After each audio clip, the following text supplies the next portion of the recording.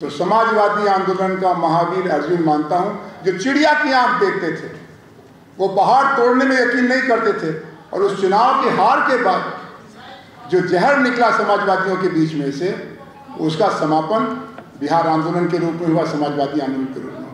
कि बिहार आंदोलन में अगली कतार के जिन नायकों का नाम आप लिखेंगे, वो अटल बिहारी वाजपेयी नहीं थे, और लोग नहीं थे। उसमें कर्पूरी ठाकुर उन 6 विधायकों में से थे और सबसे बड़े नेता थे। जबरदस्त तरीके से जगह जगह कर्पूरी ठाकुर की शताब्दी कार्यक्रम होना चाहिए। बिहार में नहीं होगा तो कहाँ होगा? और जब आप कर्पूरी ठाकुर को याद करेंगे तो आज कैसा नेता चाहिए, उसका भी समाधान मिल जाएगा।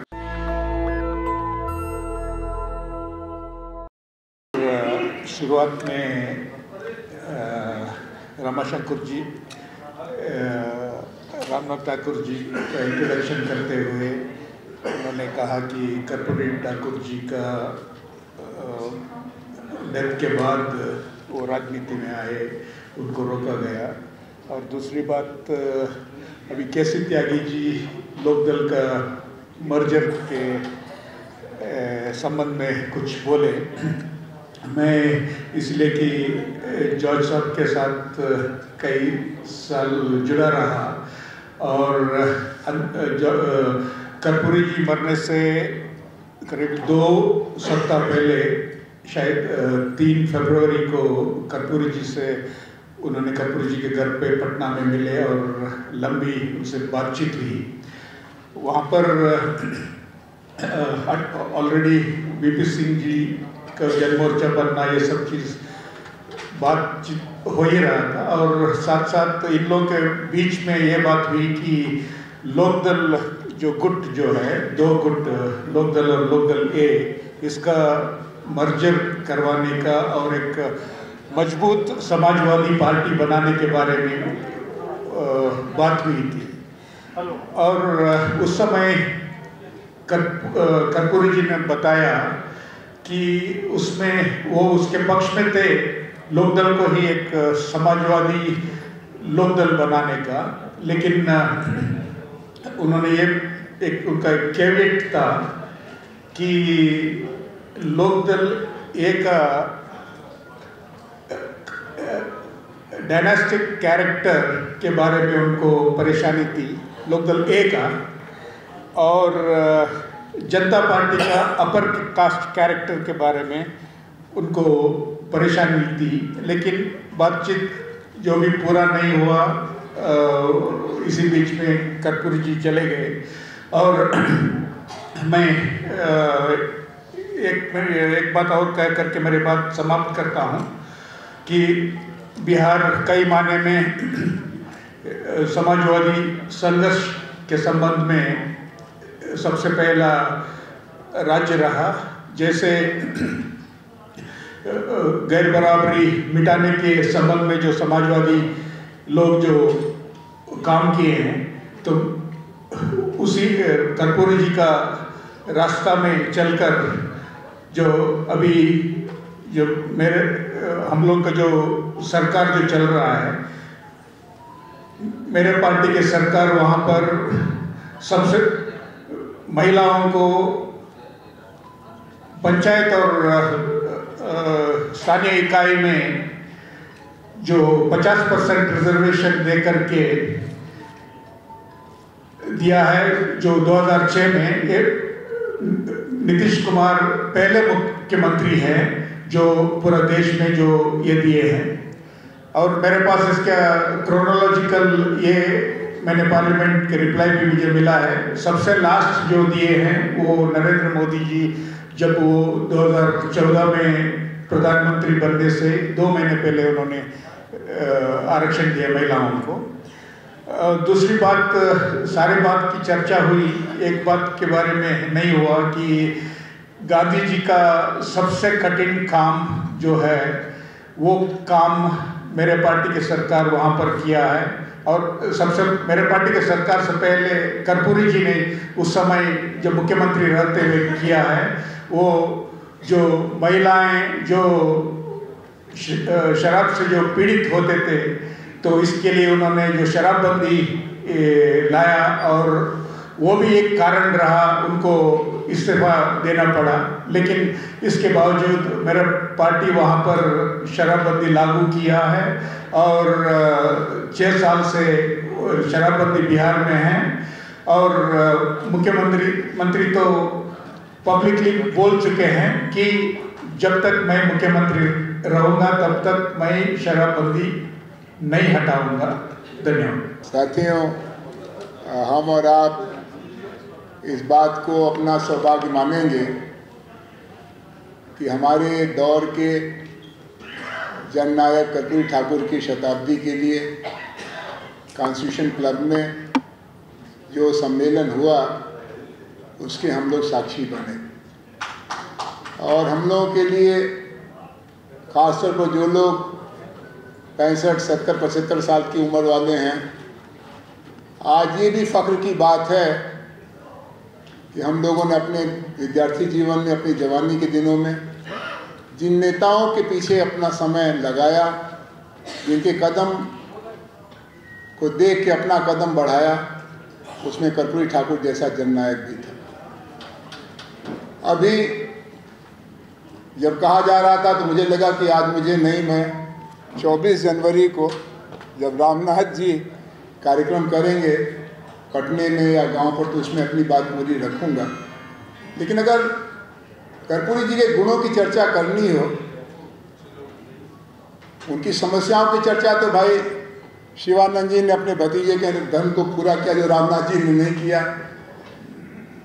और ये बहुत कठोर तपस्या थी, बहुत निर्ममता का संबंध था।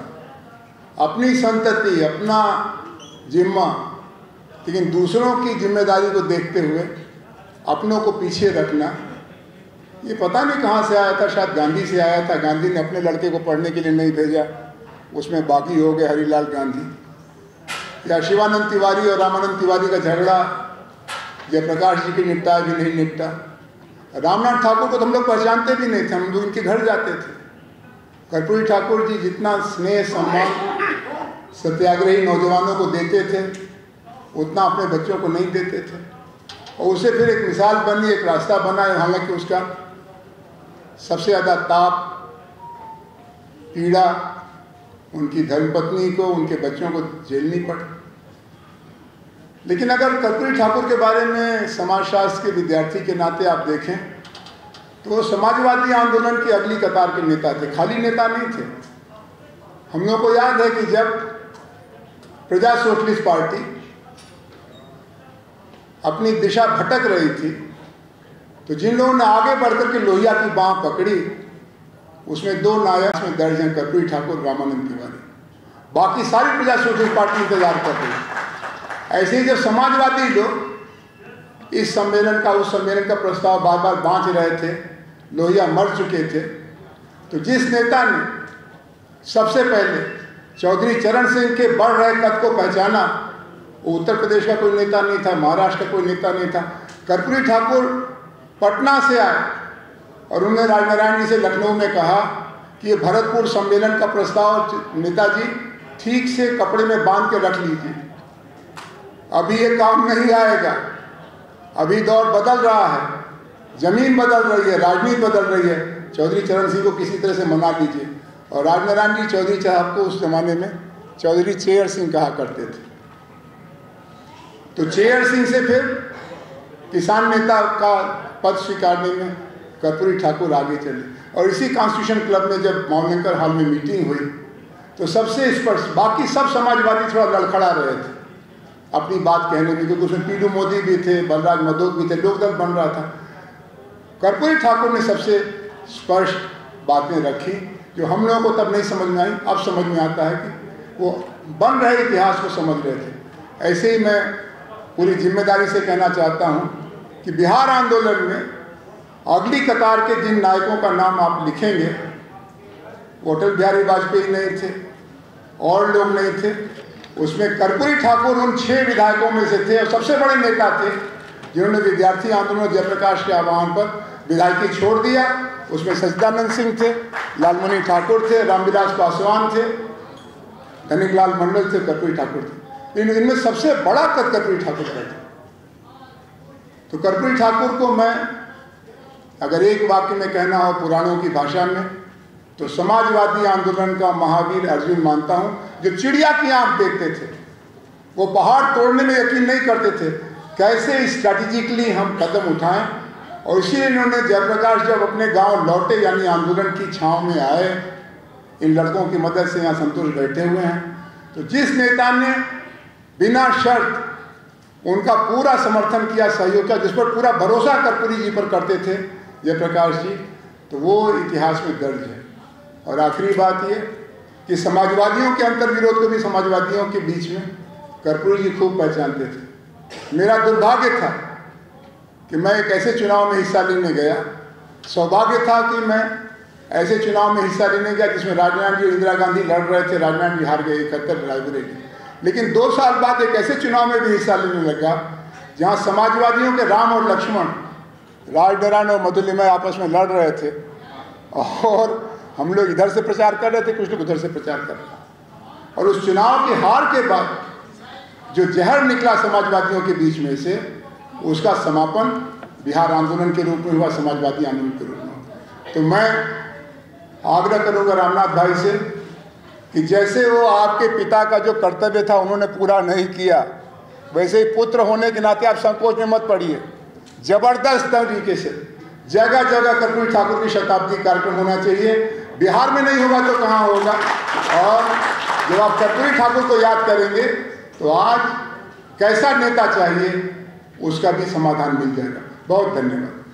नेशनल दस्तक की आपसे गुजारिश है कि अगर इसको बचाना चाहते हैं तो नेशनल दस्तक को सब्सक्राइब करने के लिए रेड कलर के सब्सक्राइब बटन को दबाएं, फिर बेल आइकन की घंटी दबाएं। नेशनल दस्तक को बचाने के लिए बहुत जरूरी है कि हर खबर को शेयर करें, लाइक करें, कमेंट जरूर करें।